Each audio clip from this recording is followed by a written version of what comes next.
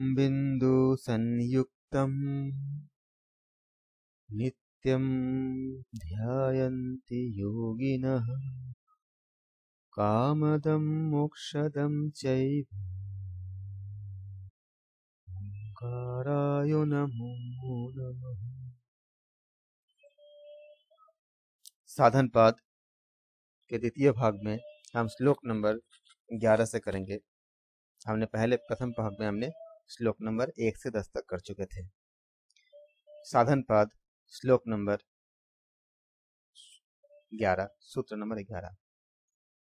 ध्यान हेया तद्वृत्तयः ध्यान हेयास्तद्वृत्तयः ध्यान हेयास्तद्वृत्तयः।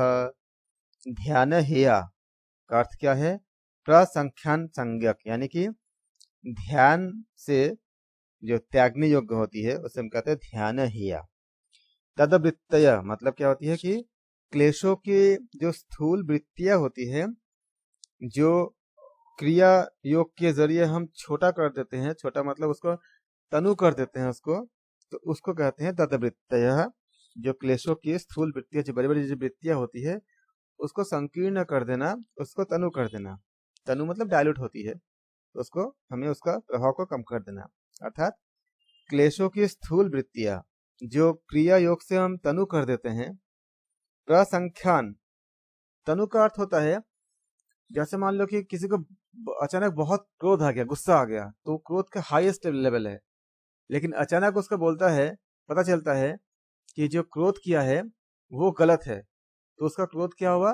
डाइल्यूट हो गया, कम हो जाता है। कैसे? एग्जाम्पल के तौर पे मान लो कोई रास्ते में जा रहा है और अचानक जो है कोई उसको धक्का देके साइड करता है, और उसके धक्के देके साइड होने से उसके पैर में मोच आ जाता है। तो उसने खाली ये देखा कि एक इंसान आया, कोई उसका आया और धक्का मारा, और उसको धक्का मारने से उसके पैर में मोच आ गया, तो उसका क्रोध आ गया कि तुमने धक्का मारा, हमें पैर में मोच आ गया।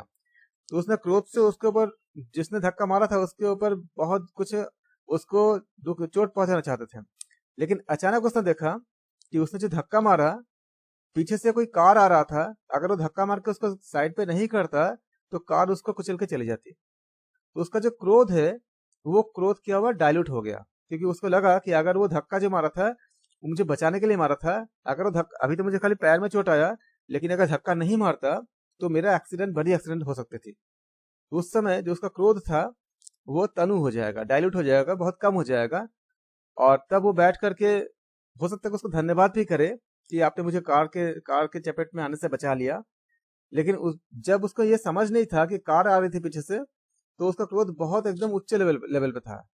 लेकिन जब पता चल गया कि ऐसे इस तरह से उसने उसको बचाने के लिए किया था, तो क्रोध उसका लगभग खत्म हो जाती है।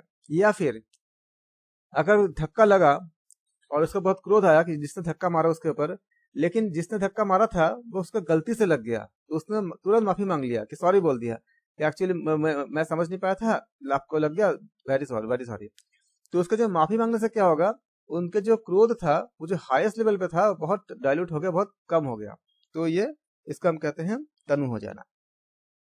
तो ये अर्थ होता, ये यहाँ पे अर्थ था कि क्लेशों की स्थूल वृत्तियां जो क्रिया योग से तनु कर दी गई हो, प्रसंख्यान यानी विवेक खातिर संगत ध्यान से त्यागने योग्य है, जबकि वे सूक्ष्म होकर दग्ध बीज के सदृश न हो जाए। दग्ध बीज का अर्थ ये होता है, अगर आप एक बीज लोगे किसी पौधे का, तो उस बीज में क्या होती है, पौधे बनने के सारे गुण होते हैं। जैसे अगर आपने टमाटर का बीज लिया, तो टमाटर के बीज में पौधे बनने के, टमाटर का पौधा बनने का सारे गुण हैं। उसको खाली जमीन मिलना चाहिए और पानी मिलना चाहिए, वो बन जाएगा। लेकिन अगर उस टमाटर के बीज को हम जला देंगे तो क्या होगा? जलाने के बाद अगर हम जमीन पे उसको बोएंगे तो उससे बीज, वो पौधा नहीं होगा, क्योंकि जलाने के बाद क्या होता है, उसके पौधे बनने के जितने गुण हैं वो खत्म हो जाती है। तो अगर जमीन पे हम इसको गाड़ भी देंगे, पानी भी देंगे, तो उससे पौधा दोबारा पैदा नहीं होगा। इसी को दग्ध कहा जाता है। इसी तरह से हमारे अंदर जो बुराई के जो बीज होती हैं, जब हम योग के जरिए, जैसे ध्यान इत्यादि के जरिए हम उस लेवल पे जाते हैं कि उसके बीज जो है वो दग्ध हो जाती है, मतलब दोबारा वो कभी मतलब फंक्शन करेगा ही नहीं। इसे कहते हैं हम लोग दग्ध बीज सदृश हो जाना। अंकुकर अंगकुर जो उत्पन्न करने की, जैसे मैं बोला अंगकुर मतलब जैसे हमने बोला कि किसी भी तरह का जो पौधा है, जैसे मान लो एग्जाम्पल के तौर पे अगर आप चना लेते हो तो कच्चा चना को अगर आप भिगो दोगे और उसके बाद एक दिन भिगोने के बाद एक दिन उठा के रख दो तो देखोगे हल्की हल्की बीज आ गई है। लेकिन वही अगर फ्राई किया हुआ चना लोगे, उसको अगर पानी में डाल दोगे, भिगो दोगे, उसके बाद देखोगे उसमें से कुछ अंकुरित नहीं आता है। इसी को बोला है कि अंकुर मतलब उसमें वो गुण होना चाहिए। तो जब हमारे अंदर जैसे काम क्रोध इत्यादि है तो उसमें सारा गुण है, उसका मौका मिलेगा तो वो उस तरह से रिएक्ट करेगा, वो बढ़ जाएगा वो। लेकिन अगर योग के जरिए उसको पूरा दग्ध कर दिया जाए तो फिर ऐसा अगर माहौल मिलेगा भी तो वो एक्टिवेट नहीं होगा। जैसे योगी जो, जैसे भगवान बुद्ध को कभी गुस्सा नहीं आया, उनको कोई कुछ बोलता भी था जो स्थितप्रज्ञ हो जाते हैं, वो दग्ध हो जाते हैं सारे, उनको कभी कभी भी मान अपमान से कुछ भी उनका असर नहीं आता, जैसे भगवान बुद्ध हो गए थे उस लेवल के। उसी को बताया जा रहा है कि अंकुर उत्पन्न करने की शक्ति रूप बीज भाव से सहित जो चित्त में जो क्लेश स्थित होता है ना, वे क्रिया योग अर्थात संप्रज्ञात समाधि से तनु करते हुए हम प्रसंख्यान, प्रसंख्यान का मतलब क्या होती है, विवेक ख्याति, तो विवेक ख्याति रूप से विवेक ख्याति के द्वारा ध्यान से हम त्यागते हैं, त्यागनी योग्य होता है जब तक वे सूक्ष्म होते होते दग्ध बीज की तरह न हो जाए। भाव यह है कि प्रसंख्यान विषयक प्रयत्न से जब उदय हुई जो प्रसंख्यान यानी विवेक ख्याति जो होती है, विवेक ख्याति रूप अग्नि है, अग्नि होती है, उस अग्नि में क्रिया योग के जरिए तनु किए गए तनु करते हुए जो क्लेश रूप बीज दग्ध होते हैं। इसलिए जब तक क्रिया योग से तनु किए हुए क्लेश दग्ध बीज के सदृश न हो जाए तब तक प्रसंख्यान विषयक प्रयत्न हमें करते रहना चाहिए। बहुत ही अच्छा श्लोक था, आप समझे हैं। श्लोक नंबर 11 था साधन पाद के। साधन पाद में कुल मिला के 55 श्लोक है। साधन पाद के हम श्लोक नंबर 12 में आएंगे। क्लेशमूलः कर्माशय दृष्ट जन्म वेदनीयः, क्लेशमूलः कर्माशयो दृष्ट जन्म वेदनीयः। क्लेश मूल अर्थात क्या है, क्लेश की जो जड़ है, मूल मतलब जड़ होता है, क्लेश की जो जड़ होती है, ऐसे कर्माशय मतलब कर्म की वासना, दृष्ट जन्म वेदनीय वर्तमान और आने वाले जन्म में भोगने योग्य होता है। अर्थात क्लेश जिसकी जड़ है, ऐसे कर्मों की वासना वर्तमान और अगले जन्मों में भोगने योग्य होता है। तो कर्माशय शब्द का जो यहाँ पे अर्थ होती है, कर्माशय का स्वरूप क्लेश मूल से उसका कारण और दृष्ट जन्म वेदनीय से उसका फल बताया गया है। इस तरह से जो महान योगी होते हैं वो क्लेशों को निर्विद समाधि के द्वारा उखाड़ देते हैं। उनके कर्म निष्काम अर्थात वासना रहित और केवल कर्तव्य मात्र से केवल एक ड्यूटी फर्ज रहता है, कर्तव्य मात्र रहता है, इसलिए उनको इसका फल भोग्य नहीं होता। जब चित्त में क्लेशों के संस्कार जमे होते हैं ना, तब उनके जो कर्म होते हैं, उनके कर्म वो सकाम कर्म उत्पन्न करते हैं। बिना रजगुण के कोई क्रिया नहीं होता, क्योंकि रजगुण का काम होती है मूवमेंट करना, क्रिया करना, एक्शन करना। इस रजगुण का जब सत्वगुण के साथ मेल होता है तब क्या होता है, ज्ञान, धर्म, वैराग्य और ऐश्वर्य, इनके जो कर्मों के प्रति हम प्रवृत्त होते हैं। और जब रजोगुण का जब तमोगुण के साथ मेल होता है तो उसके उल्टा क्या होता है, क्योंकि मूवमेंट उसमें भी जरूरी होता है, एक्शन उसमें भी जरूरी होता है, उसमें अज्ञान, अधर्म, अवैराग्य और अनैश्वर्य, इन कर्मों में प्रवृत्ति होती है। यही दोनों प्रकार के शुभ अशुभ, शुक्ल कृष्ण और पाप पुण्य कहलाते हैं। जब तम तथा सत्य दोनों रजोगुण से मिले हुए होते हैं तब दोनों प्रकार के कर्मों में प्रवृत्ति होती है, क्योंकि ये हमें उस कर्म की तरफ लेके जाते हैं। तमोगुण को भी और सतोगुण को भी, दोनों के हमें किससे मिलना होता है, रजोगुण से मिलना होता है। जैसे उदाहरण के लिए जब हम ध्यान में होते हैं या जब हम किसी समाधि की तरफ जाते हैं या किसी भी संप्रगत असंप्रगत इत्यादि या हम योग निद्रा की तरफ जाते हैं या इस तरह के जब हम क्रिया करते हैं तब भी हम स्थिर रहते हैं, हम मूवमेंट नहीं करते। तो क्या हुआ, एक सतगुण है पूरा इसमें। लेकिन जब कोई नशा करके पड़ा रहता है वो भी मूवमेंट नहीं करता, वो क्या है, तमोगुण है। दोनों ही केस में स्थिर है, स्थिर है, शरीर एक्शन नहीं कर रहा है। लेकिन एक क्या है, सतगुण प्रधान है, दूसरा क्या है, तमोगुण प्रधान है।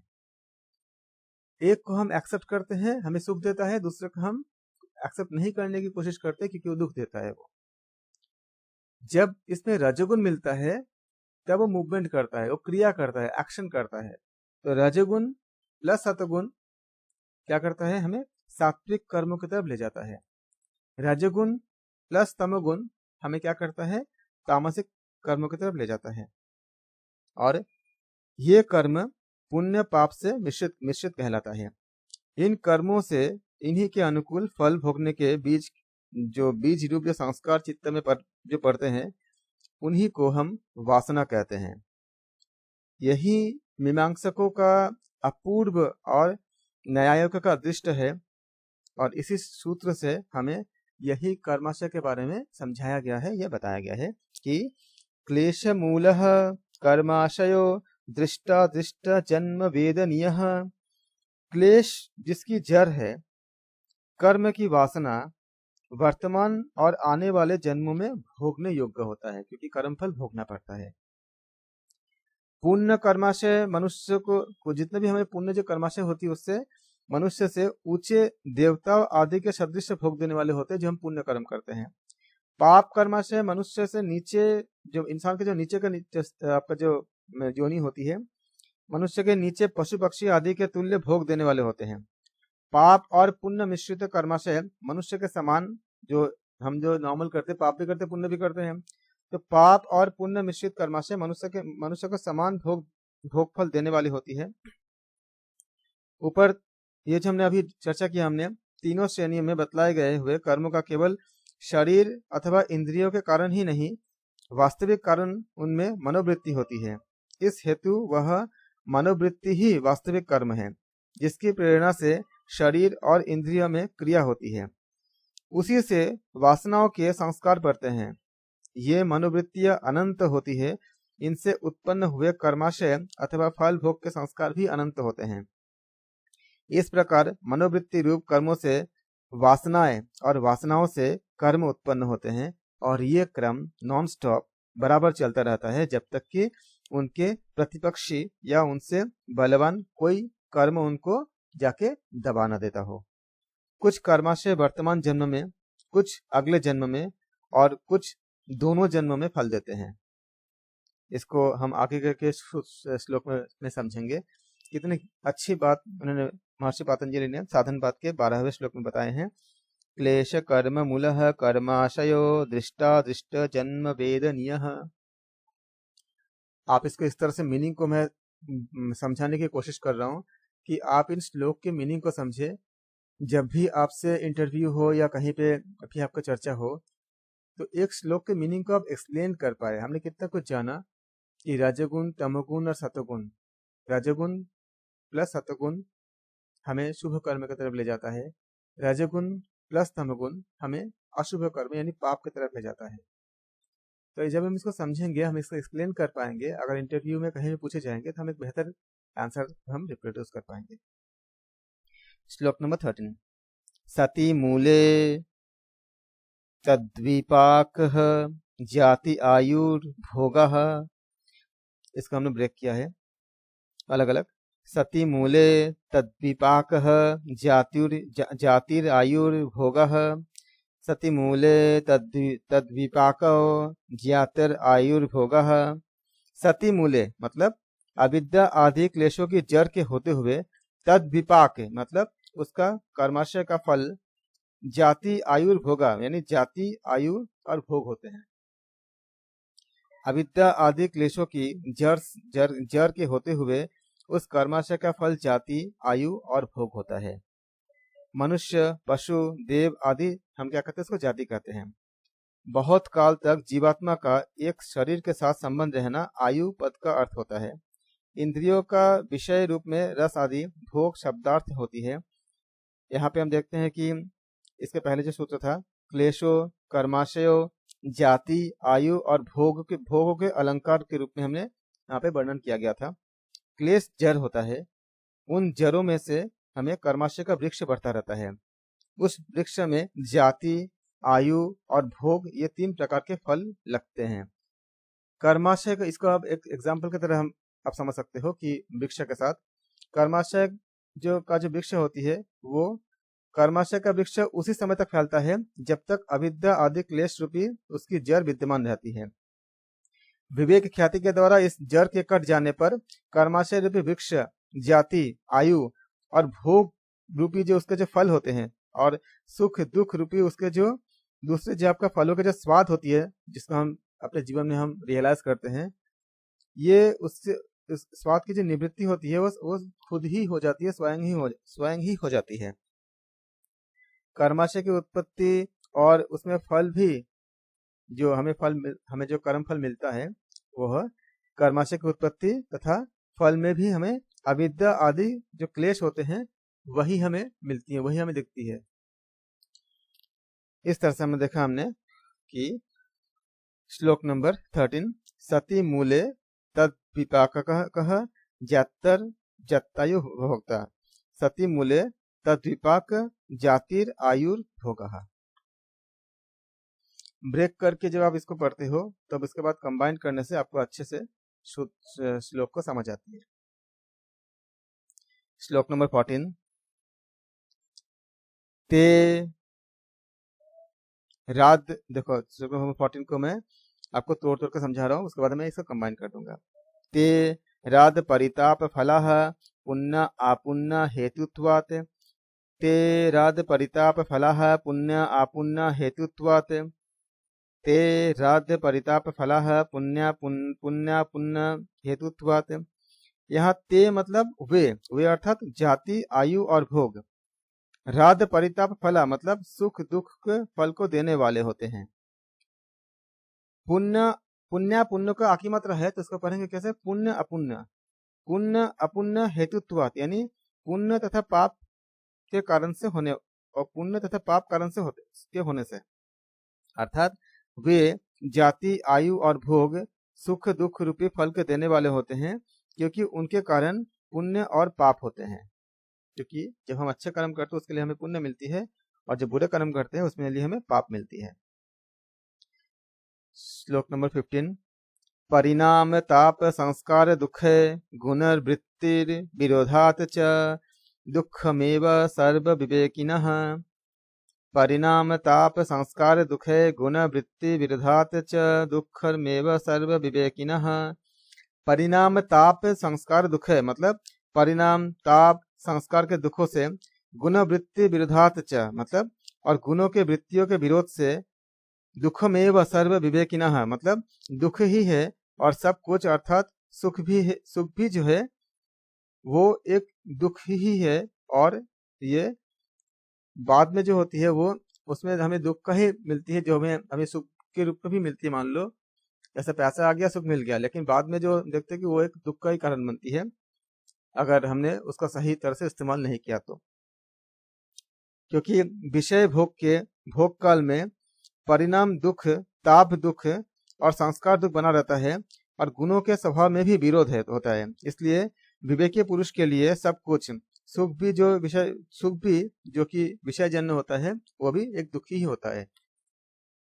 जैसे अगर मान लीजिए कि किसी ने अपने फैमिली में अच्छे से सब कुछ किया, जिस तरह से बच्चे से बड़े हुए, शादी किए, बच्चे हुए, सब कुछ हुए, तो उनको सुख मिलता गया, हर तरह का सुख मिलता गया। लेकिन अगर वो स्पिरिचुअल चीजों से अगर दूर रहे, अगर उसको योग से, भक्ति भाव से या इस तरह की चीजों से दूर रहे, तो आगे जाकर के कहीं ना कहीं उनको ऐसा एक कमी महसूस होती है, जिसका सोल एक कमी को मतलब फील करता है कि स्पिरिचुअलिटी के लिए। तो वो उसको लगता है कि हमने खाली भौतिक सुख को भोग किया, हमने आध्यात्मिक की तरफ हमें गया ही नहीं। तो जब अंतिम समय आती है तो उसको ऐसा लगता है कि हम शुरू से हमने क्यों नहीं किया। तो ये क्या होता है, एक दुख ही होता है। जिस प्रकार विष मिला हुआ स्वादिष्ट पदार्थ भी बुद्धिमानों के लिए त्याज्य होता है। बुद्धिमान लोग बहुत स्वादिष्ट होते हैं, लेकिन अगर जहर मिला होता है तो उसको खाते नहीं है वो। तो इसी प्रकार जिन योगी जनों को संपूर्ण क्लेश तथा उनके विभाग आदि का विवेकपूर्ण ज्ञान हो जाता है, उनको संसार के सब विषय में उनको ऐसा ही लगता है कि ये जो खाना है इसमें विष मिला हुआ है तो खाना बहुत बहुत टेस्टी होता है, लेकिन है क्या उसमें जहर है।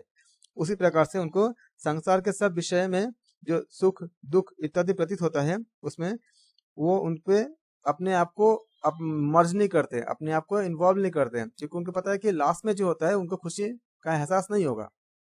क्योंकि इन सुख में भी 4 प्रकार के दुख सम्मिलित होते हैं। क्या क्या दुख होती है?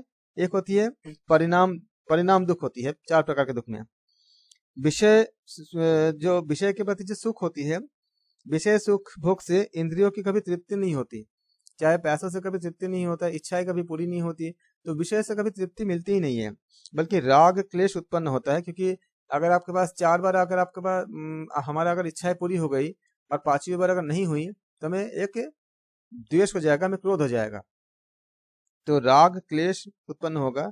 ज्यों ज्यों भोग का अभ्यास बढ़ता है त्यों तो हमारे क्या तृष्णाएं बढ़ जाती है, संतुष्टि नहीं बढ़ती, तृष्णाएं बढ़ जाती है। तभी इसलिए हमारे पास आज हम मान लो कि हम एक साधारण से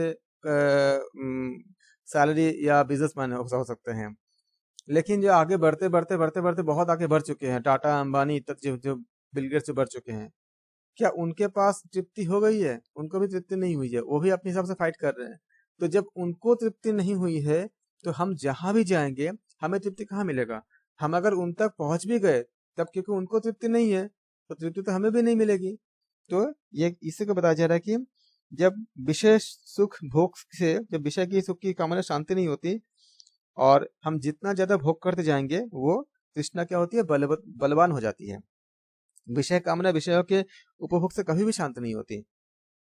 किंतु जब हम उसको योग के जरिए जिस प्रकार से हवन सामग्री के डालने से अग्नि के सदृश, जैसे हम जब योग करते हैं हवन सामग्री में जब डाल देते हैं आग में, तो क्या होती है, आग में जब हम घी डालेंगे तो आग और धधक जाएगा और बढ़ जाएगा।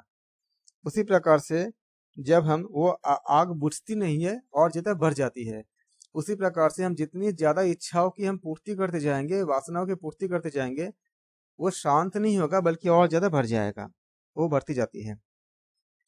विषयों के भोग से इंद्रियां दुर्बल हो जाती है और अंत में इंद्रियों, जो हम सेंसेस होते हैं, हमारे जो ऑर्गन्स होती है, अंत में वो इंद्रियों में विषय भोग की शक्ति बिल्कुल ही नहीं रहता, जबकि उस समय भी तृष्णाएं सताती रहती है कि हमें कुछ मिले, हमें कुछ मिले, लेकिन इंद्रियों के पास क्षमता नहीं है।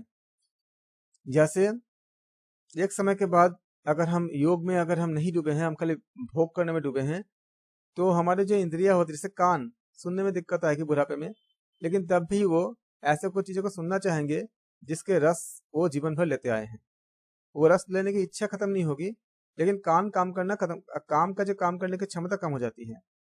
वैसे ही हम देखना वो चीज भोग के तृप्ति के लिए जो चीज चाहिए होता है उसको भोग करना चाहेंगे, लेकिन आंखें साथ नहीं दे रहा है, तो ये लेकिन इच्छाएं हैं। इसी को बताया गया कि विषय के भोग से इंद्रियां तो दुर्बल तो हो जाती है, अंत में इंद्रियों में विषय भोग की शक्ति बिल्कुल नहीं रहती और तृष्णा क्या होती है?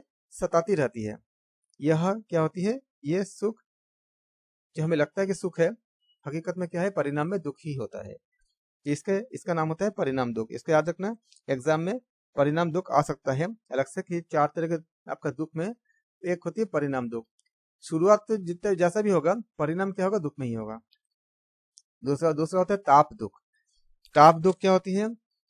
विषय सुख की प्राप्ति और उसके साधन में जब हम राग क्लेश इत्यादि जब उत्पन्न होता है और उसमें जो रुकावटें पैदा होती है ना, उससे द्वेष क्लेश उत्पन्न होता है। राग क्लेश मतलब एक तो हमें इच्छा है कि जैसे मान लो कि हमें इच्छा है पर्टिकुलरली कि हमें ये मकान हम या ऐसा कार हम ले ले, या इसे मोबाइल फोन, ये फोन हम ले ले, तो हमारे ये राग उत्पन्न हो गया। इसके बाद अगर वो नहीं मिल पाता किसी वजह से, तो जिस कारण से नहीं मिल पाएगा क्या होगा? उसके प्रति एक द्वेष क्लेश उत्पन्न होगा। और द्वेष मतलब एक गुस्सा या उसके प्रति द्वेष उत्पन्न होगा। यह सुख के नाश होने का, ये जो हम ऐसा करते हैं, इस तरह जब द्वेष को उत्पन्न करते हैं, ये सुख के नाश होने का और दुख सुख के भोग काल में भी जब हम इसको भोग करते हैं तब भी सताता रहता है। इसी कारण से यह सुख परिणाम में क्या होती है, ताप दुख होता है। कि जैसे अगर हमें मान लो कि कोई चीज हमें आशा है, सपोज करो एक जॉब है और उस जॉब के लिए दो दावेदार हैं, ए और बी। तो दावेदार ए को पता है कि बी ज्यादा काबिल है, लेकिन ए अगर रिश्वत देकर के जॉब को पा लेता है और भोग करता है, लेकिन उसको एक सताएगा लगातार कि उसने गलत तरीके से लिया है, तो भोग तो कर रहा है लेकिन वो उसको दुख भी भोगेगा, क्योंकि उसके साथ एक नेगेटिविटी जुड़ी रहेगी, एक मतलब तपस जुड़ी रहेगी। फिर आते संस्कार दुख। सुख के भोग के, जब हम सुख भोगते रहते हैं तो सुख के भोग के जो संस्कार चित्त पर पड़ते हैं उससे राग उत्पन्न होता है और मनुष्य उनके प्राप्त करने में यत्न करता है। उनमें रुकावटों से जो द्वेष होता है, इस प्रकार राग द्वेष के भी संस्कार पड़ते रहते हैं और उनके वशीभूत होकर जो शुभाशुभ कर्म करता है उनके भी संस्कार पड़ते हैं। ये संस्कार आवागमन के चक्र में एक चक्र आपका डालने वाले होते हैं, इसलिए यह सुख परिणाम जो होती है ये संस्कार दुख कहलाता है। इस तरह से हम देखा हमने कि हमारे जिस तरह के दुख मिलती है, एक होती है परिणाम दुख होती है, और फिर होती है ताप दुख होती है, और फिर होती है संस्कार दुख होती है, और चौथा होती है गुण वृत्ति विरोध दुख, यानी सत्व रजस और तमस ये क्रम से प्रकाश प्रवृत्ति और स्थिति स्वभाव वाले होते हैं। इनकी क्रम में सुख दुख और मोह रूपी वृत्तियां होती है। ये तीनों गुण परिणामी होते हैं। कभी एक गुण दूसरे को दबाकर प्रधान हो जाता है, यह गीता में भी, भगवत गीता में भी इस बात को बताया गया है। कभी जैसे सतोगुण को दबा के तमोगुण प्रधान हो गया, तमोगुण को दबा के सतोगुण प्रधान हो गया, और फिर सतोगुण को दबा के रजोगुण प्रधान हो गया। किसी एक को दबा के दूसरा प्रधान हो जाता है। ये तीनों गुण क्या होती है, परिणाम देते हैं वो। कभी एक गुण दूसरे को दबाकर प्रधान हो जाता है, तो कभी दूसरा तीसरे को दबा के प्रधान हो जाता है, या फिर पहले को दबा के वो प्रधान हो जाता है। जब सत्व रजस तथा तमस को जब सत्वगुण जब बाकी दोनों को जब डोमिनेट करती है, मान लो सत्वगुण रजोगुण और तमोगुण को डोमिनेट कर दिया, तो वो वृद्धि हो गया, तो क्या हो जाएगा, उस समय सुख वृत्ति का उदय होता है। हम अच्छे अच्छे काम करेंगे, उस समय अच्छे अच्छे सोच करेंगे, सबके लिए दया करेंगे, सबके लिए अच्छी भावना रखेंगे, ऐसा होगा। जब रजोगुण सत्व और तम को दबा देता है, तब क्या होता है, तब रजोगुण का जो प्रवृत्ति होती है एक्शन करना, क्रिया करना, उस पर हम ज्यादा हावी हो जाएंगे। तब दुख, और जब तमस जिस तरह के जो होंगे रजोगुण के, तो उस समय हम देखते क्या कि जब सत्वगुण खुद रजस और तम को दबा देगा तो सुख की वृत्ति को उत्पन्न होगा। जब रजोगुण सत्व और तम को दबा देता है तब दुख होती है, क्योंकि हम तो एक्शन करते हैं। और जब तमोगुण, हालांकि इस रजोगुण में अगर सत्वगुण मिक्सअप होगा, ज्यादा रजोगुण के बाद अगर सत्वगुण का मात्रा होगा तो हम अच्छे अच्छे काम करेंगे, लेकिन रजोगुण के बाद अगर तमोगुण गुण का ज्यादा मात्रा होगा तो हम दुखी हो जाएंगे। जब दुख और इस तरह से हमें प्राप्त होगा, और जब तमोगुण सत्वगुण और रजोगुण को दबा लेता है तब क्या होती है, मोह पैदा हो जाती है। इन तीनों गुणों में एक रिजल्ट होती है, एक परिणाम होती है कि क्या हमें मिलना क्या है। इस कारण इनकी वृत्तियों का भी एक परिणाम होता है, एक रिजल्ट होता है, और इस तरह से क्या होगी, इनके पास एक मोह का होना स्वाभाविक होता है, जो एक दुख का कारण होता है। इसी को बताया गया कि गुण वृत्ति विरोध दुख कहा गया है। इस कारण से संसार के सुखों को सदैव त्याज्य और दुख के रूप में समझते हैं, और हमारे उपनिषद में बताया गया है कि इसलिए बोला कि त्याग पूर्वक भोग करो। जब त्याग पूर्वक भोग करेंगे तो इनका असर हमारे जीवन में होगा नहीं, बल्कि भोग तो सब कर लेंगे, जैसे कि महर्षि जनक कर किए थे, जैसे कि भरत जी किए थे, श्री राम जी के भाई भरत जी किए थे, श्री राम जी के पादुका को रख के अपना खाली कर्तव्य पूरा किए थे। उससे क्या होता है, भोग तो पूरा करते हो, लेकिन इसके जो असर आती है, इन गुणों का असर हमारे शरीर, हमारे जीवन में असर कोई प्रभावित नहीं करता, हमारे जीवन दुखों से नहीं भरता। हमने किया श्लोक नंबर 15। अब करेंगे हम श्लोक नंबर 16 साधन पद के। हेयम दुखम अनागतम, हेयम दुखम अनागतम। हेयम मतलब क्या होती है? त्याज्य होती है। दुखम मतलब क्या होती है? दुख होती है। अनागतम मतलब क्या होता है? जो आने वाला होता है, यानी आने वाला दुख जो होती है वो त्यागने योग्य होता है। अर्थात भूतकाल का जो दुख भोग देकर जो व्यतीत हो गया है, इसलिए त्यागने योग्य नहीं होता। वर्तमान दुख में इस क्षण में जिसको भोगा जा रहा है या दूसरे क्षण में जो स्वयं समाप्त हो जाएगा, इस कारण उसको भी हम त्याग नहीं कर सकते। इसलिए आने वाला दुख ही क्या होती है? त्यागने वाला होता है, क्योंकि जो पास्ट है उसको हम त्याग नहीं कर सकते, और जो अभी भोग रहे उसको भी, उससे भी निकलना मुश्किल है। लेकिन फ्यूचर का जो दुख है उसको हम त्याग कर सकते हैं, उसके लिए हम काम कर सकते हैं। विवेकी जन क्या करते हैं? उसी को हटाने का कोशिश करते हैं, प्रयत्न करते हैं, जो भविष्य में आने वाला दुख अपने कर्माशय को बेहतर करते हुए। श्लोक नंबर 17 साधन पद के। दृष्ट दृश्यो संयोगः हेय हेतु, दृष्टा दृश्यो संयोगः हेय हेतु। दृष्ट दृश्यो संयोगः मतलब दृष्टा और दृश्य का संयोग। हेय हेतु मतलब, हेय मतलब क्या होती है? त्याज्य दुख। तो त्याज्य दुख का कारण होती है।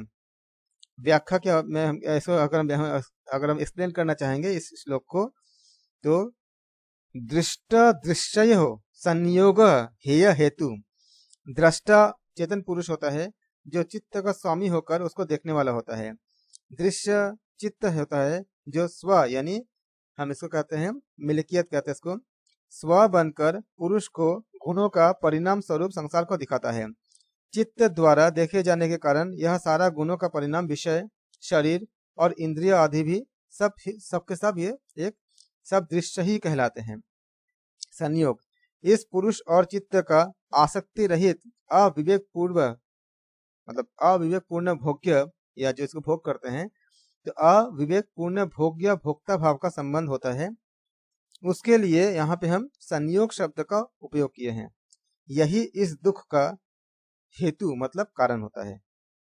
इसे को बताया गया कि दृष्टा दृश्यो संयोगः हेय हेतु, दृष्टा दृष्ट दृश्यो संयोग हेय हेतु। श्लोक नंबर 18 साधन पद के। प्रकाश क्रिया स्थितिशीलम भूतेन्द्रिय आत्मकम भोग अपवर्ग अर्थम दृश्यम।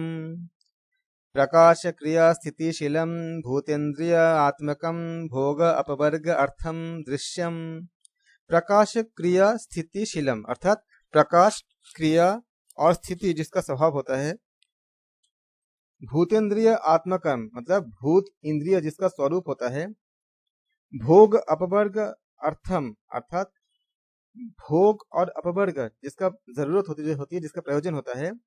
दृश्यम मतलब वह दृश्य होता है, यानी प्रकाश क्रिया और स्थिति जिसका स्वभाव होता हो, भूत और इंद्रिया जिसके स्वरूप होता है, भोग और अपवर्ग जिसका जरूरत होती है, जिसका प्रयोजन होता है, वह क्या होती है? दृश्य होता है। अर्थात सत्व, रजस और तमस ये तीनों गुण जो होते हैं, ये तीनों गुण और जो कुछ इससे बना हुआ होता है, उसको वो दृश्य होता है, उसको हम देख पाते हैं। गुणों का धर्म प्रकाश क्या होती है? गुणों का धर्म हम कह सकते हैं कि प्रकाश सत्व गुण का मतलब, सत्व गुण का मतलब ये द्योतक होते हैं। प्रवृत्ति क्रिया यानी चलना रजगुण का, और स्थिति किसका होता है? तमोगुण का स्वभाव होती है। इसके बताया गया कि प्रकाश क्रिया स्थितिशीलम भूतेन्द्रिय आत्मकम भोग अपवर्ग अर्थम दृश्यम। श्लोक नंबर हमने किया 18। अब हम करेंगे साधन पद के श्लोक नंबर 19।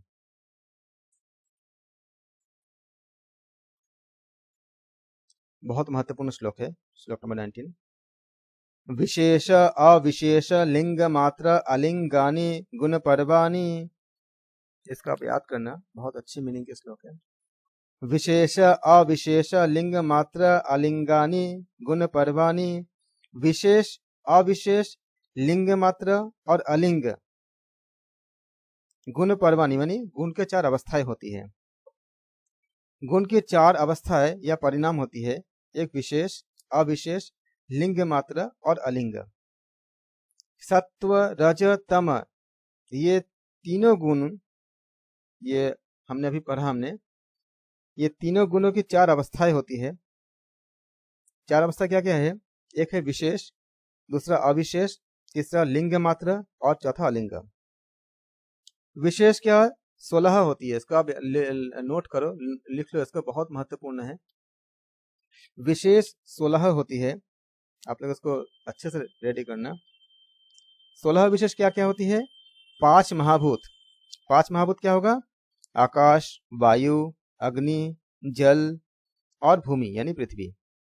जो शब्द, स्पर्श, रूप, रस और गंध, ये तन्मात्राओं के क्रम से ये कार्य करते हैं।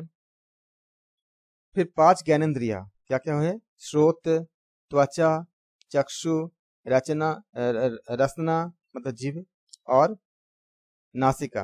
रसना मतलब जिससे हम, ये आपका ज्ञानेंद्रिय का हिस्सा होता है। 5 कर्मेंद्रिया क्या क्या है? वाणी, हस्त, पाद, पायु और उपस्थ। 11वां मन है, जो अहंकार के कार्य होते हैं। आप काउंट करो, ये 16 हो गए। तो ये 16 जो है, ये 16 तीनों गुणों के विशेष परिणाम होते हैं। इनको विशेष इस कारण से कहते हैं कि तीनों गुणों के जो सतोगुण, रजोगुण, तमोगुण है, इसमें सुख, दुख और मोह इत्यादि जो विशेष धर्म है, वे सब शांत, घोर, मूढ़ रूप में रहते हैं।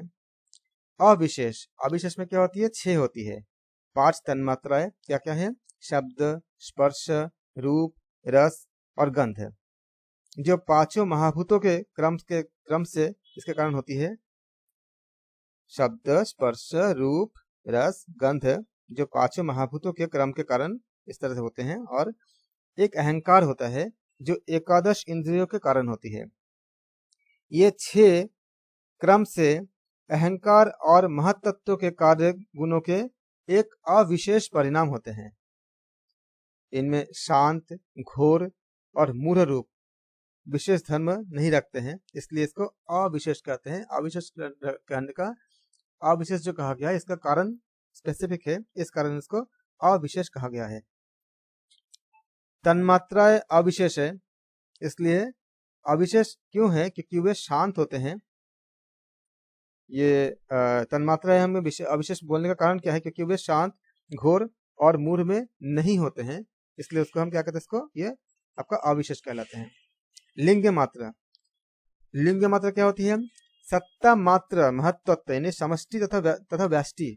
समष्टि और व्यष्टि चित्त में यह विशेष तरह के काम करता है। ये सत्ता, महत्वत्व, यह विशेष अविशेष से रहित, ना तो इसमें विशेष रहता है ना अविशेष रहता है।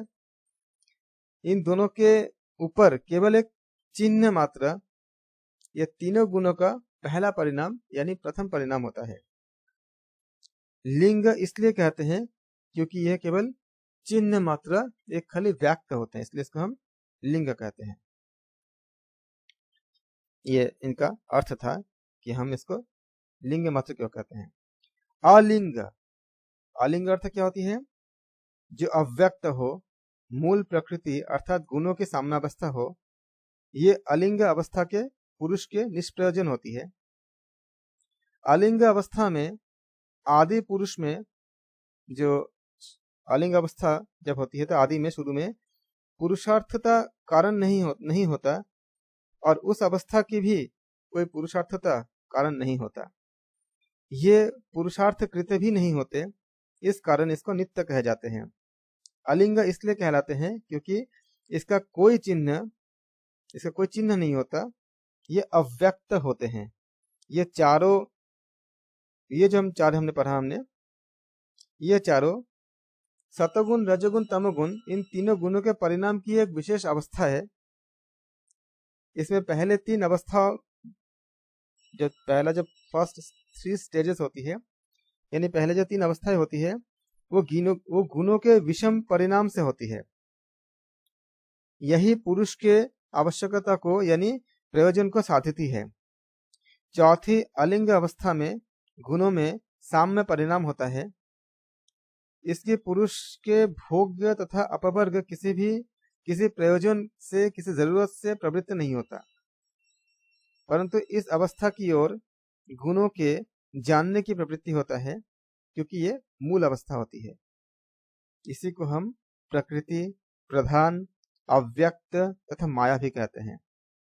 स्थूल से सूक्ष्म और सूक्ष्मतर और फिर सूक्ष्मतम ज्ञान दिलाने के लिए यह क्रम बताया गया है। इस तरह से हमने देखा, हमने ये श्लोक बहुत महत्वपूर्ण है, कितनी बारीक चीजें इसमें बताया गया है।